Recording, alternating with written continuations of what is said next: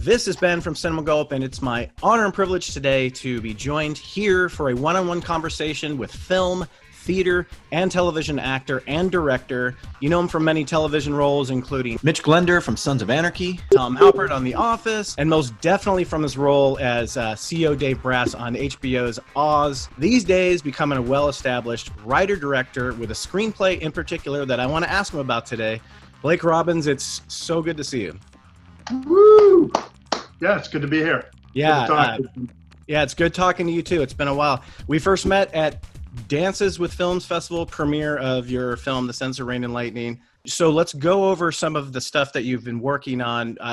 You've done everything from acting, producing, obviously writing and directing these days, and also acting. But your earlier career, I mean, if you go down your IMDb list, it's crazy how much TV that you were on. And so many of those ones are memorable, like Sons of Anarchy, obviously The Office. But let's go over, maybe talk about where you kind of got interested in the industry in general. Both of my parents sort of dabbled in it. They were both, good actors. I don't want to go back too far, but I was exposed to it at an early age. While I was off playing sports, they were doing the local theater, directing, writing, and I would go see them in all their shows, and they would do everything.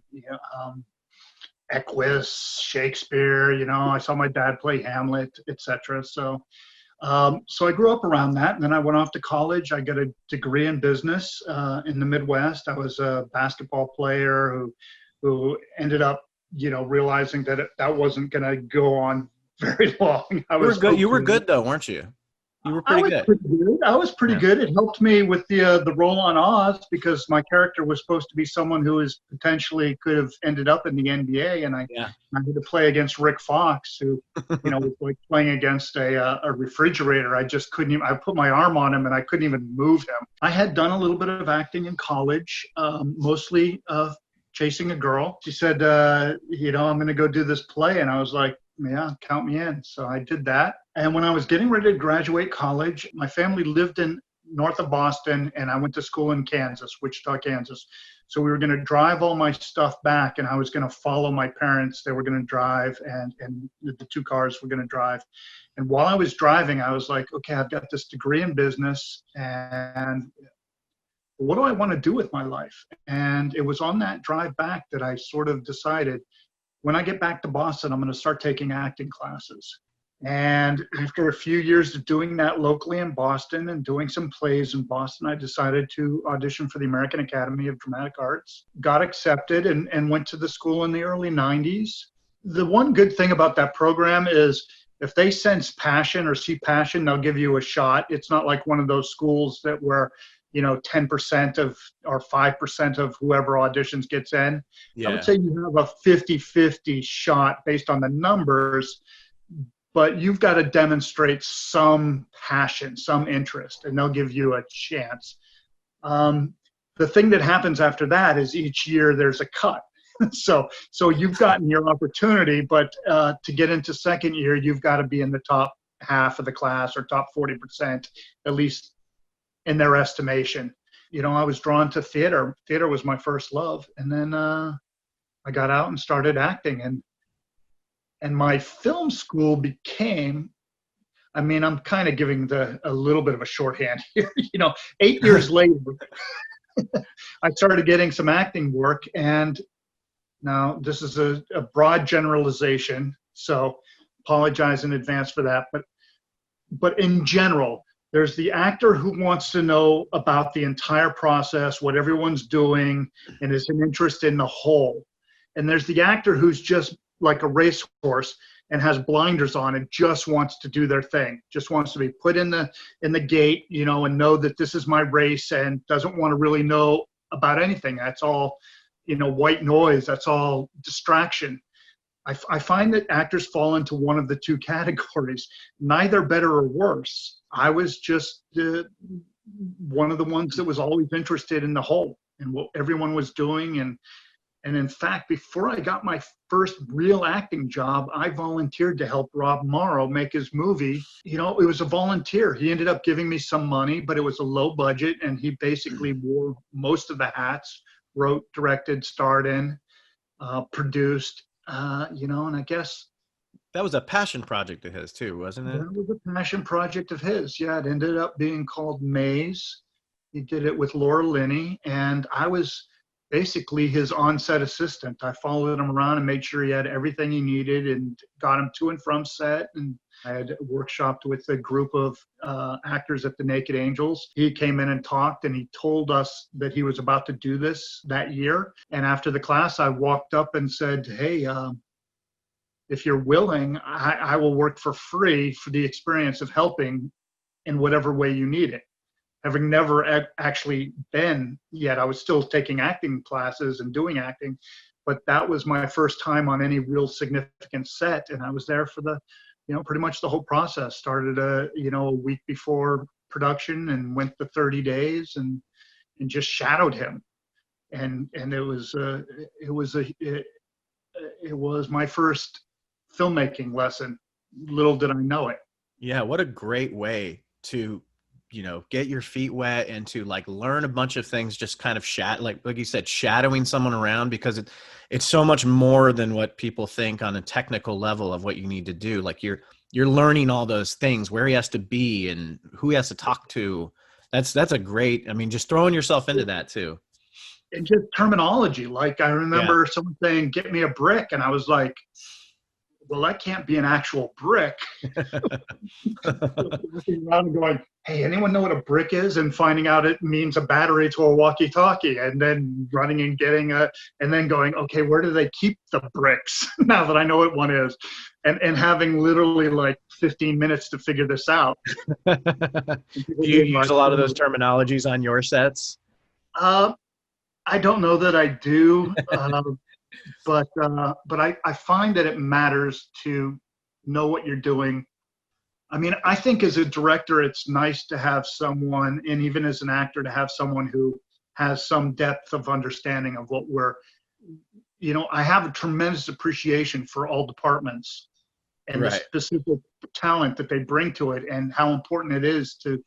And I had that as an actor for 15, 20 years before I became a filmmaker. Do you aside from like Moncrief, do you have a lot of frequent collaborators as far as like the smaller roles? I do. I would say, each film becomes its own little planet, its own little universe with individual rules that are sort of like, we have so much money, so there's only, so this is how many people can be brought to the thing, and this is how many people have to be there already. Those types of things, decisions, impact.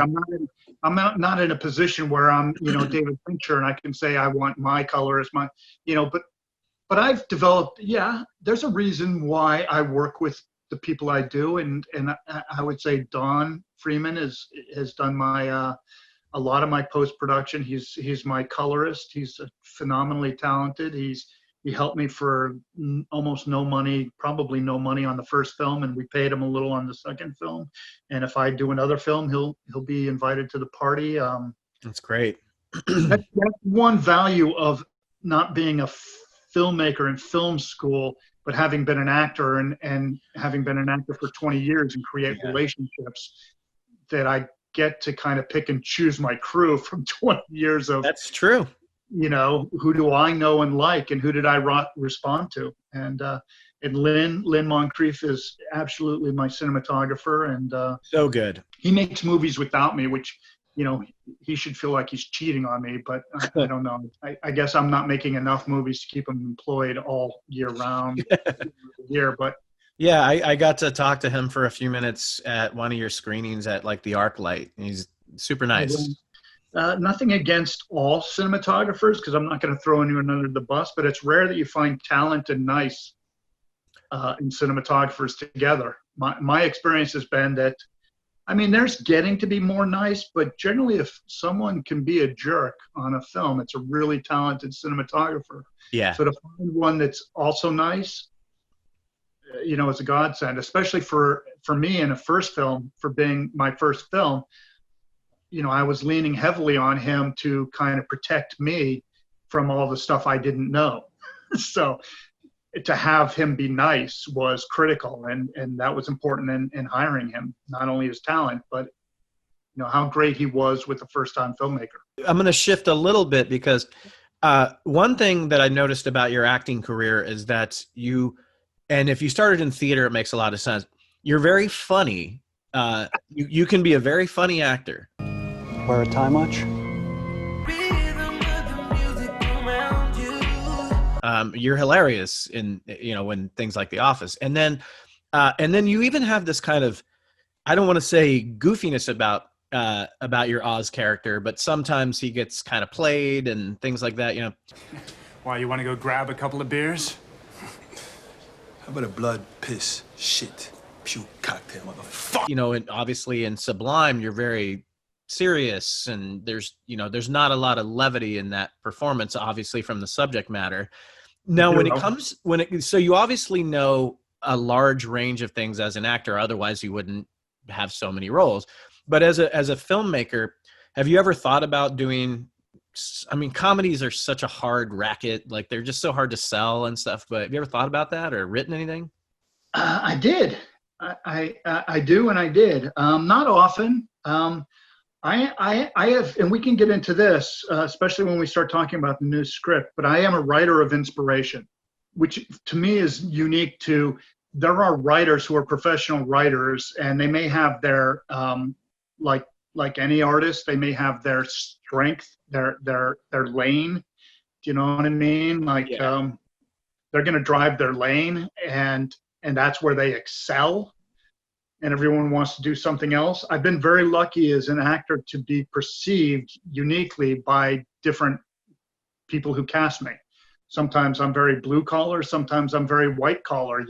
Some casting directors only saw me as like power lawyer or something like that, or business guy, and some only see me as, working class. And I don't fight those things. I just jump in the river and go where the river wants to take me. But sure. I feel blessed to have been able to do a variety of things.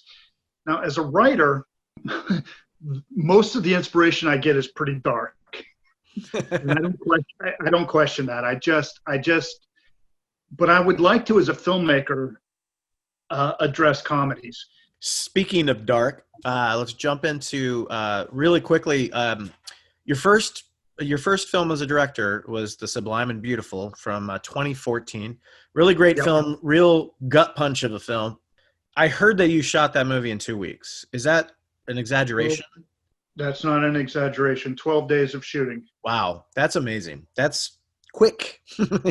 And I had heard that and maybe this has a lot to do with it, you didn't use sort of your traditional kind of directing methods. You weren't using action on set, the word action, because you wanted organic emotion, so they didn't feel they had to start and stop scenes. Is that something that was true, or a little bit, or? Yeah, that's totally true. And that applied to all the movies I've directed. Oh, okay, yeah. When I say all, I mean two feature films, but one with no budget, $30,000, shot in 2 weeks, versus Descent of Rain and Lightning, significantly more money, shot in 3 weeks instead of 2. Yeah. But with a lot more actors who were not just my friends. I'm not a big fan of let's do it like this just because it's always done like this. Yeah. And we never really loved the yelling of action on a set. It seems to be ego driven, and either for the person yelling action or for something. And I always felt as an actor on set that it was like throwing a bucket of ice water on me right before I was going to act. And technically there's no real need for it. Do you know what I mean? Yeah. There is the technical need for sticks, for a slate. You know what I mean? That's to sink and everything. But there's no reason to yell action. And I like to be kind of close to camera as a director, right near there versus back at Video Village watching, even though I do like to watch because it doesn't matter what I feel when I'm next to set. It only matters what is on the screen. Yeah. So there's a dance that has to be danced about that. I have to keep that in mind, but I do like to be near the actors and talk to them, and I much prefer sliding into things, warming up and kind of just, and I don't need the first things said on camera. I mean, we're not working with film. I'm not working with film anymore, which I love film. Films looks and feels fantastic. But like any creative medium, there's a trade-off. And the trade-off for shooting digitally is I don't have to be precious about film. Nope. And so why not take advantage of that for performance to, instead of starting from a cold running start of everything we say has to be script, I can kind of, have a moment before. I can have a question. Yeah. I can prompt a moment by saying, why do you say that? Yeah. You're not burning frames anymore, I'm so. not burning frames anymore. Yeah. So, and and this is a bigger conversation, and I love talking film with you, Ben, because you're such a student of it, and you have such great, profound thoughts and questions about it. Like me, I have more questions than answers. Yeah. Same. But the art form is so young when you think historically of mankind on this planet, and you look at when we get to the point where film has been 1,000 years old, then we can start thinking maybe there are right ways and wrong ways. But when we're in the infancy, when we've only been doing it for 80, 90, 100 years, yeah, we still have a lot to figure out. And that's the thing, the art form keeps changing too. So once you do feel like it's been going on for 80 years, it completely changes. I mean, as an editor, the editing process changes like every couple decades, it seems like. Most studio films, even a layman who doesn't have any vocabulary about the art form knows when they're about to get the second act, break, and when they're going to get the third act turn, and when, and that's a really crappy way to consume a movie, to be aware of it mechanically. While we're talking about Sublime and Beautiful, David Conrad, this guy is just, I love this character because he is so complex, and like there's so much brewing and just stewing. I mean, for obvious reasons, but I was always expecting his character, I was expecting him to lash out. And like, obviously you get to a certain point where it happens or whatever, but the pacing of the first act is so great because you get that 15 minutes of setup and then things happen and stuff like that. But obviously your inspirations are huge, and we already talked about how you go dark with inspirations, but was there, what was the thought process on someone like him, like to kind of keep him contained? Yeah, mostly I had a personal relationship with grief that I wanted to explore in the movie. And a few things acted upon that. One is that most of the time when I watched a Hollywood version of a movie that dealt with grief, they're usually chasing an award, because that's the only way those movies get financed, is if someone's headed for, an award worthy of performance. And that felt artificial to me. And my own personal experience of grief is a lot more contained than that. And they don't want to portray that. So I was like, I'm here with $30,000 and my friends and my family, and I've got 2 weeks. I'm going to tell the truth. I don't have to chase, the budget. I don't have to chase the performance. And I felt like, you know what? I haven't seen yet a movie that deals with grief in a way that I think most people like, the character eats his grief, like I would. If, when I'm dealing with grief, I'm at McDonald's. And so you see a lot of that. Is that what that was? Is because you're eating a lot in the movie. Yeah. Okay. I didn't even put that together till you just said that. There's lots of just scenes with you in the diner through the window eating with no dialogue. And those films usually deal with the lead character who is heroic before the element of the grief. And I felt like it's always a tip off. It always distances me from the story, because so I thought, how organically complicated can I make this guy before this thing already happens? Yeah. And I was like, what if he's dealing with midlife crisis already? What if he's already in a malaise? What if he's not aware of the thing that's going to be ripped away that he'll wish, he had been focused on? What if he's already struggling in his marriage? and not that he doesn't love his wife and kids, but what if there's already a lot of complication going on that because again, we're making an independent film, and I just find my brain goes to what's the more complicated, what produces more conversation. Can you have empathy for someone who's not, designed to get your empathy? Yeah, but you don't make him like a piece of shit. Like he's still he's just a regular person. Like he's flirting with this idea of this younger girl who just admires him because that stuff feels good, but he's not necessarily doing anything about it, and that's so realistic and kind of like raw through all that, My approach to doing a $30,000 film, because one of the things, like the log line for the movie is basically the log line of something that will play on Hallmark or Lifetime next week, right? So, but I'm not interested in that version of a movie, Hallmark or Lifetime, but I have basically a log line for a film about a gentleman who's going to a family that's going to deal with grief. So if I'm going to make that movie, how do I make it interesting enough to put time, energy, money into? As we discussed, being responsible to budget, I was like, the only way I do that is if I make a $30,000, $40,000 version of this film. And if I stay true to something creatively, artistically that's inside me. And, even people that came and supported and did the movie questioned me on this. Like, are you really going to make a movie that's this sort of, in a certain way, unyielding? Yeah. To me? And I was like, yeah, I'm going to be this adventurous. And I said, and I'll tell you why.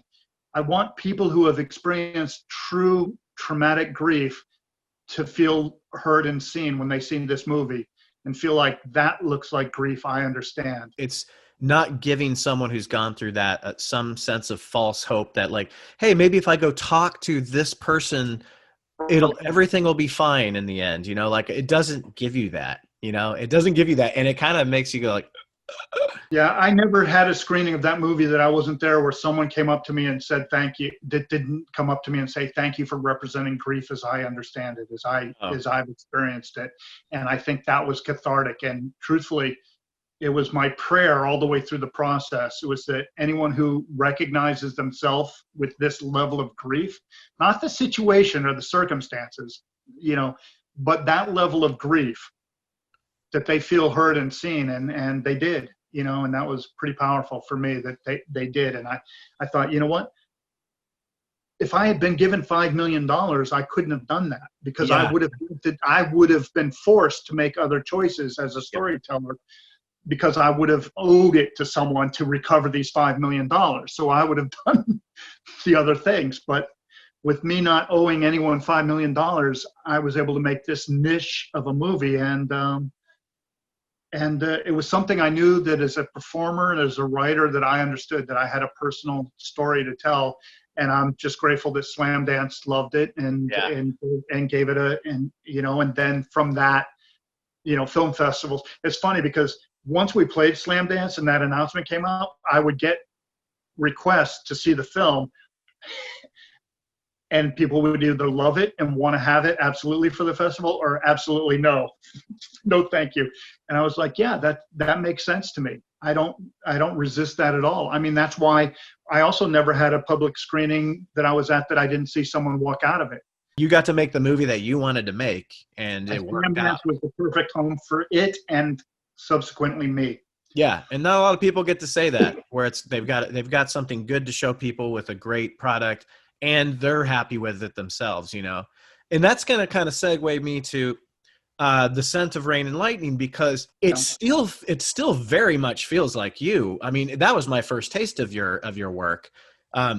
Right. But it has the inclusion of the larger budget and some fairly big name actors from lots of eras and genres, and some up and comers, Bonnie Bedelia. So as far as that one goes, it's very grand scale as far as some of the scenery and things like that. I mean, using a lot of tight shots to kind of keep it from feeling too epic. I've always called that film like a Western film noir. I don't know if that's that's the way I saw it, the first couple times I saw it.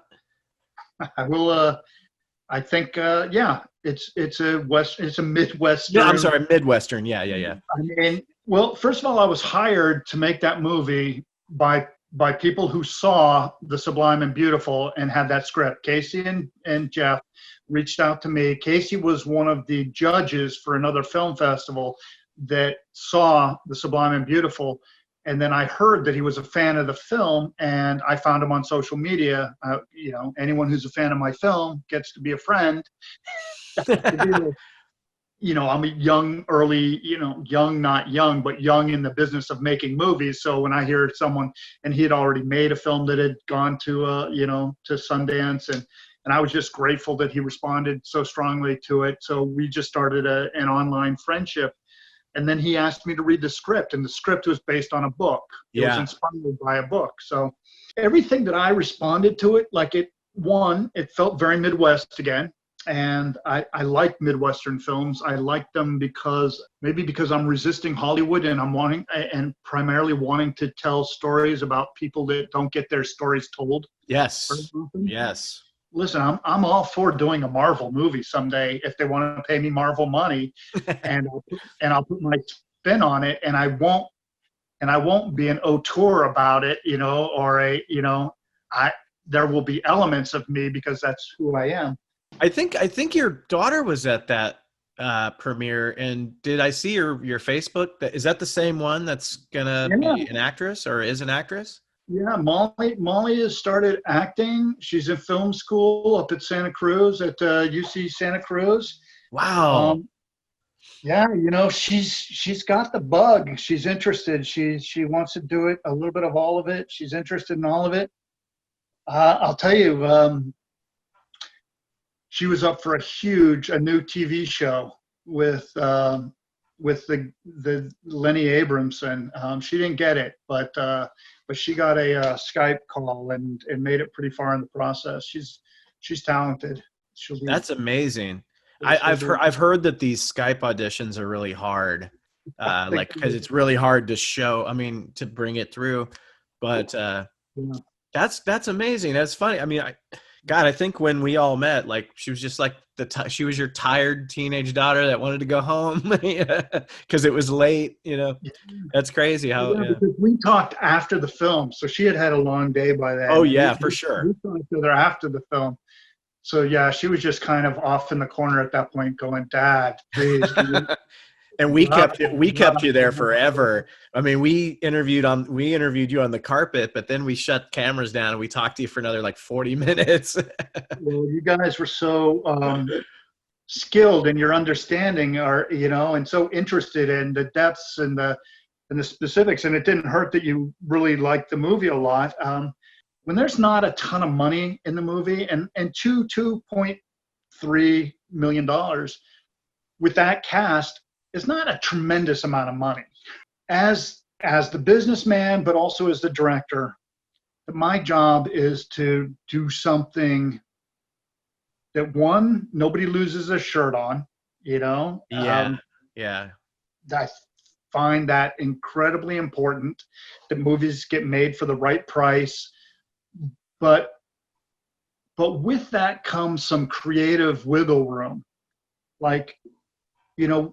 We didn't make the $20 million version of that film. So we had, I felt like, some creative license to be a little more specific and the way we told the story, instead of trying to spoon feed all the information, that I could make a movie for someone like you who would see it and love it and recognize it for its uniqueness, versus I need to get 10 million people to pay $10 each to see this movie because otherwise it's failed. Yeah. And if I have to do that, I have to actually be less creative and less ambitious and more sort of, and drive on a paved road so that it's more accessible to, what I find is sometimes a general, it's all right. It's pretty good. Writing was kind of the thing that I did out of necessity. because no one was going to give me their script to make originally. But you know, just like anything else, I just keep doing it, and it keeps getting better. And I do now have a sense of ownership and confidence and pride in the writing that I am doing. You know, it's never going to be Paul Thomas Anderson, Steven Soderbergh. You know, I had to give that up, but it is still better than a lot. Oh, I disagree. I think that well, first of all, there's still a lot of time for stuff like that. You know, I mean, yeah, people like hit the jackpot, so to speak, sometimes, but you know, and also there's back in the day, I think the way you've done it most recently, you have, a lot of people go like, well, how do I become a filmmaker? Like, do I have to go to school, or can I like win a contest and then all of a sudden they give me Marvel money, like American Idol? The only way I've ever known how to do it through film school, through making things afterwards and working for other people, is if you want to become a filmmaker, you have to make a movie yourself. And most people will take the short feature route, and you actually took a feature film to do it. And from there, I'm not saying it was easy, but the very next thing was someone saying, hey, would you like to direct this thing that we're doing based off Nancy Pickard novel? And you're like, holy shit, like it's paid off, you know? I mean, at whatever scale you want to call it, that's still like, that's kind of like a dream sort of. It's like, wow, like I made mine and now someone wants me to make theirs. You're right. And I think half of the battle is being good at what you do, you know, getting to a place where, you know, you're able to do the things you hope to do. Yeah. So like, even if I don't get to direct or write or act ever again, which is every artist's fear, is that the last job was the last job, I'm good enough at it to do it and get paid and get paid, you know, well. One of the first film festivals that I went to with the Sublime and Beautiful, Cleveland Film Festival, after we did Slam Dance, they invited me, curated it to their top, you know, 10 American indie film category. And they sent me to a Q&A, and there was a bunch of people there from universities, you know, in the Cleveland area. And the first question I was asked, or the panel was asked, was, how do you become a filmmaker? And I said, you guys are going to hate this answer because it's too damn easy, but it puts all the onus on you. All you have to do is make a film. And then you are officially a filmmaker. You're looking for something else. You're looking for, you know, a question without an answer. You don't want to hear. And it's so subjective, because there are plenty of people out there who think that I've made 2 bad films. No, you're right. There's subjectivity to it for sure. More like you need to make a competent movie, like something that has clearly thought out parts and elements to it, like someone shooting it and someone editing. You know, I think I asked you the first time I interviewed you, how did the Flaming Lips song and Sense of Rainy Lightning come about? I think I may have punted because of the length of the answer. It was going to be so, but I will share the brief version. It was inspired by Animal Kingdom. Oh yeah, the Australian movie, yeah, or Australian. Where we had the song play from and the slow motion pan, and it was, what's that Australian group, Air Supply. The Air Supply has a song in Animal Kingdom during this pan, and it's right after something really gruesome has happened, and the juxtaposition of all that. Now, I was looking in Scent of Rain and Lightning for, to me, it was always an opera, a little bit, that metaphor. I mean, it's not literally an opera, but the way that there are larger than life characters and Shakespearean type stakes, and it's a movie about power, and that was what I was most interested in. So my first movie was about grief. This second movie, when it came to me, I was like, oh, this is a movie that had its heyday back in the 70s and the 60s. I was like, this is like a big John Ford, you know, type of movie, you know, East of Eden, or, you know, type of thing. I was like, I'm really interested in, I love those films, but it can't be that film if I make it today. You know, those films are dated, you know. Yeah, clearly, yeah. It was like, so how do I take this movie and make it today? and I started looking at films, and I don't go out looking for inspiration. In fact, if I think something's close in subject matter, I'll stay away from it purposefully. But Animal Kingdom kind of came across, and I thought to myself, oh, here's this movie about gangsters in Australia who are actually not even doing anything. Like in the whole movie, there's no gangstering going on. There were things throughout the movie that told me that it was a heightened reality. And I kind of wanted those for this movie. I wanted people to know it's a heightened reality. It's Camelot. You know what I mean? There's these things that make it, that it's stylized, that there's no reason to believe that you can go to Oklahoma and find this world. So I mean, when you're watching it, you think, oh, this feels very Midwestern, very Oklahoma. But the truth of the matter is a very stylized version of that world, because it was gritty. There were gritty performances. It looked gritty. It had, you know, that type of thing. But because we were dealing with power and violence, I was just interested in it more being a painting of that stuff than a photo of that stuff. And one of the ways to kind of push that to its furthest conclusion, and I'm always interested in that idea, was that moment with the flaming lips, where it becomes sort of like it became for me creatively a post that said, okay, the movie's really over here. Like you know, like this is the framework for the movie, and I'm taking the canvas and I'm stretching it out to this moment that people either loved or hated, where I'm saying, okay, creatively, this is an opera. It's elevated. You know, an opera, they're not singing about what they had for breakfast. They're singing about their lover died after, you know what I mean? Really heightened stuff. And I was like, I want people to kind of feel that. And for me, what I loved about those two young characters being in that hotel room is, except that it's a gross hotel room, that could have been prom night for them.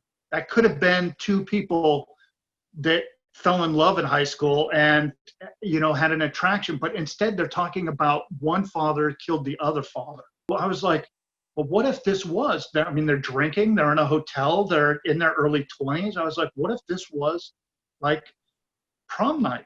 That was what was missed because of this murder that happened 2 years before. That they're now they're the ones that are impacted by this thing. So I'm drawn to imperfect movies that have ambition, that leave me feeling something and try for something. So it's what I write, and it's what I write, and it's what I try to get in a movie. So here I made this movie, Scent of Rain and Lightning, and I did this thing that really pushed people. And some people love it and some people don't. But the fact that like I would give you this, the fact that I remember that you asked me about it a couple of times, but you brought it up again, and because you are who you are and because of the thoughts, I want to honor the conversation. It's who I am as a human being, as an artist, as a storyteller. So I know that in my mind I succeeded on a certain level because it prompted you to question me about it twice. Sure. That to me is the victory.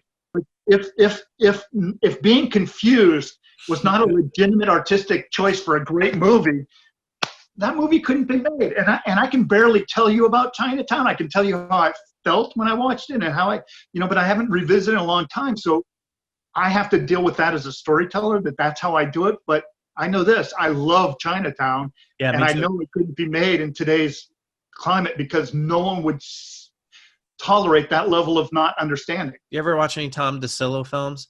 Yeah. They're all they have a beginning, middle, and end, but nothing. A lot of times nothing really happens. It's just you're following something, and it's so fascinating what you're following, and then it's over. And a casual moviegoer may be like, well, what the hell did I just watch? You know, it's like, you just watched a cool movie, He does that a lot with his films. They don't really have a driving force. They're just intelligent and interesting.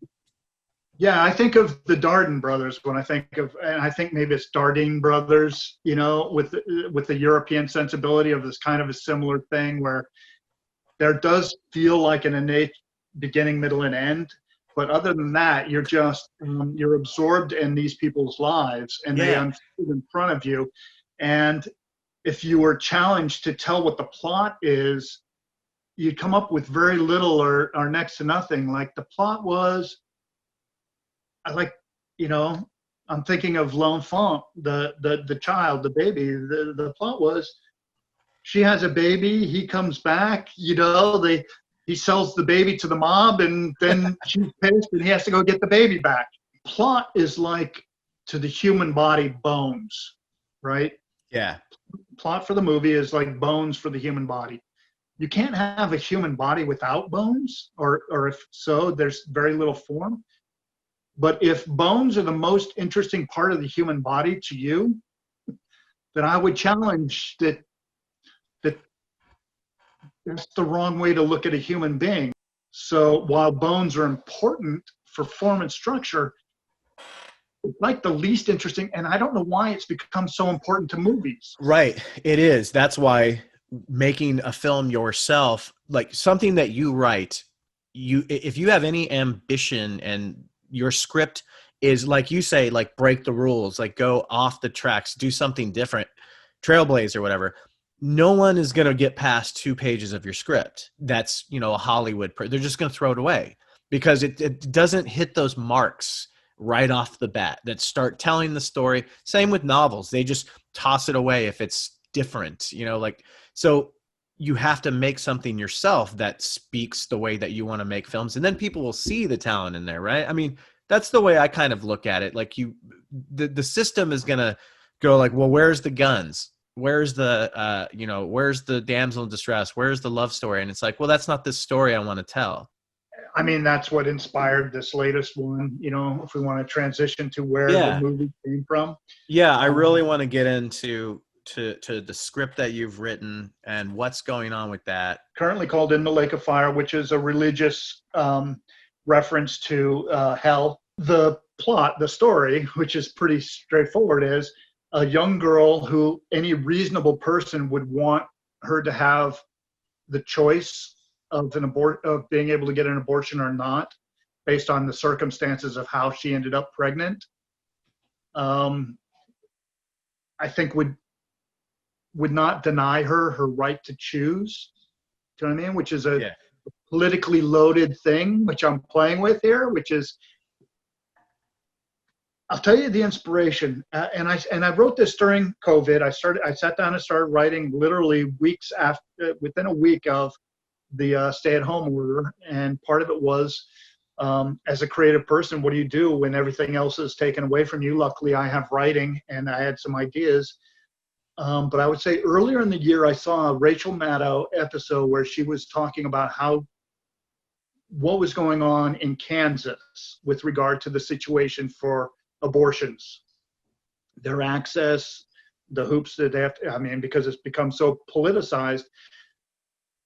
Having roots in Kansas, that was very interesting to me. And so I watched her episode and it just started playing on my mind, like how difficult the politics in Kansas want it to be for someone to make that choice for themselves or to have that choice. So, the federal government and the Supreme Court haven't allowed them to ban abortions. But what can they do in their state to make it the hardest it could possibly be? And then you have the environment where it's almost a given that if you went into an abortion clinic, you're going to have to navigate a protest. Yeah. People telling you, hellfire and brimstone stuff. So the storyteller in me was like, what if I create a character who any reasonable person would struggle with the idea that it's that hard for her, based on how she got pregnant and her situation and her reality. I'm not interested in changing anyone's opinion because, again, we've talked about that. That's not that interesting. I'm only interested in questions. I kind of tune out when filmmakers start giving me answers because their answer. But the question of what would I do? What would I care about? What would I feel? What would I feel for this girl? So ironically, as the film developed, I started thinking about, I want this movie to be about hope. The only way to know rain is to experience rain is to experience sunshine and then have rain come in. So you want the contrast to be significant. So in order for us to deal with hope, we have to deal with a girl who has no reason to have hope and very little to hope for.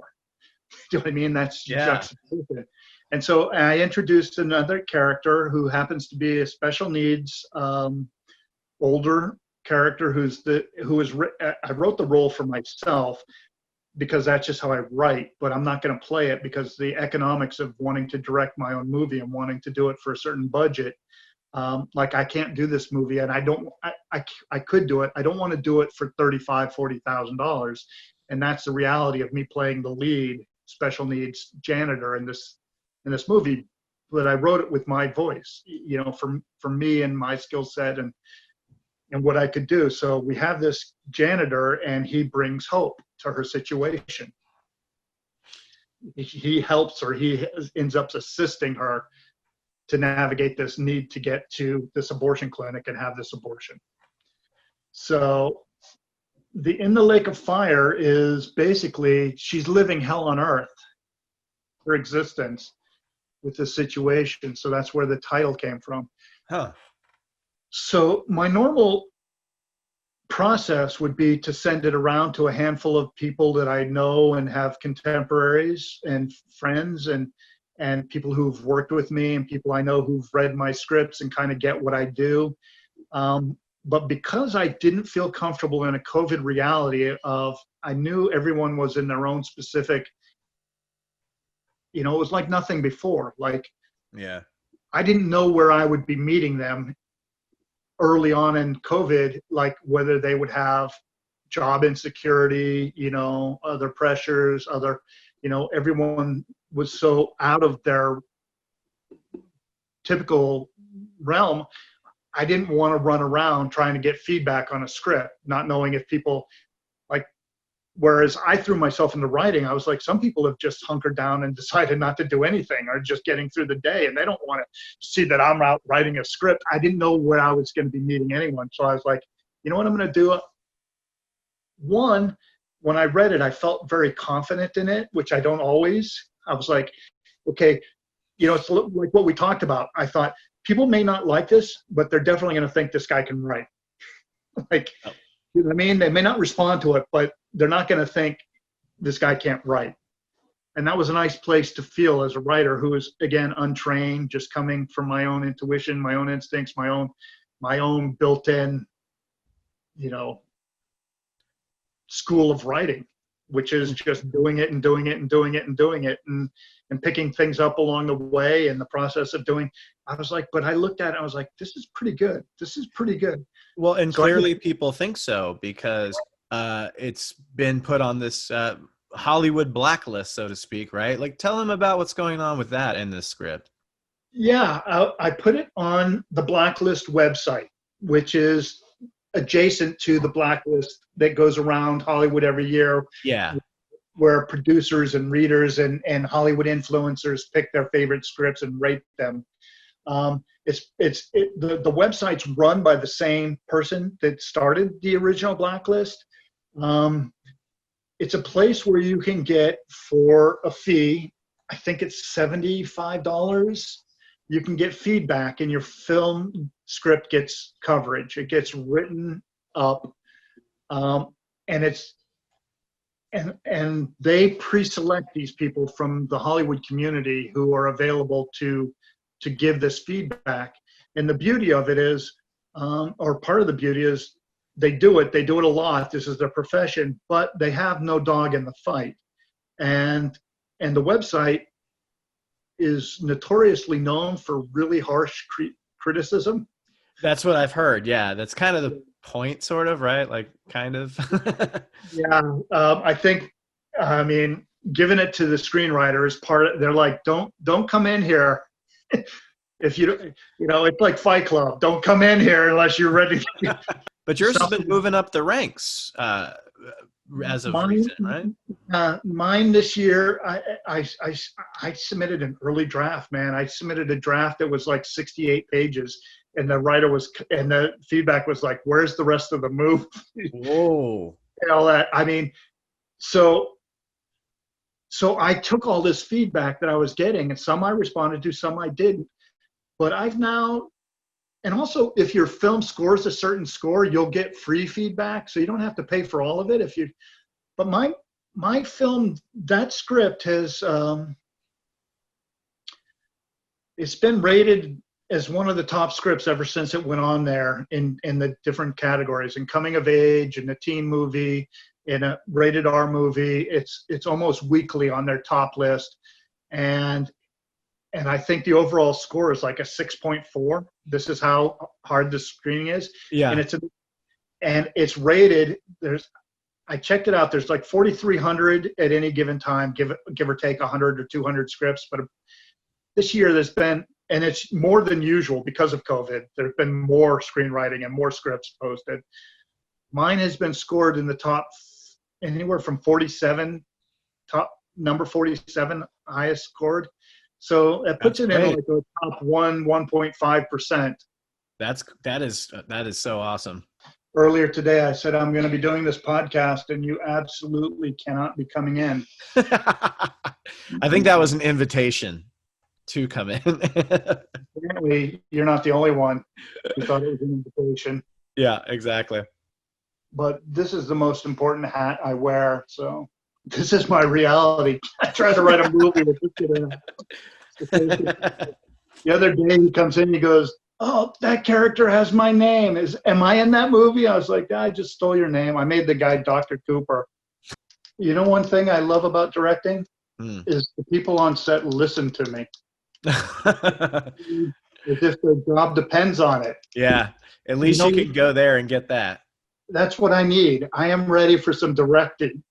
What I'm grateful for, that I was able to live my dreams and my family didn't feel, man, like that they were raised with some security, with some level of stability. Yeah. I feel very blessed that way. That's having your cake and eating it. It really is, and there's nothing wrong with that. That's fantastic, So the Sublime and the Beautiful, you can find on tubitv.com or on the Tubi TV app. Go check out Descent of Rain and Lightning all over. It's available on Amazon Prime, YouTube TV, Google Play, Vudu, as well as on DVD. Please check out these great films that Blake put his heart and soul into. Such a unique take on Western, on film noir, on drama, on grief, all good stuff. So go check those out. And Blake, thank you so much for spending so much time just talking about your career and talking about your films and your process. I find it very fascinating, and it's nice to see. It's nice to get the insight on how all that stuff happens from someone that really put it together and went out and actually did it. So I appreciate the time, man. Ben, I'm flattered, and I always enjoy talking shop with you. I really appreciate your interest and your passion and for film and your kind words. Yeah, likewise. That was Blake Robbins. I'm Ben for Gulp. Check us out on Facebook, Twitter, and Instagram. Until next time.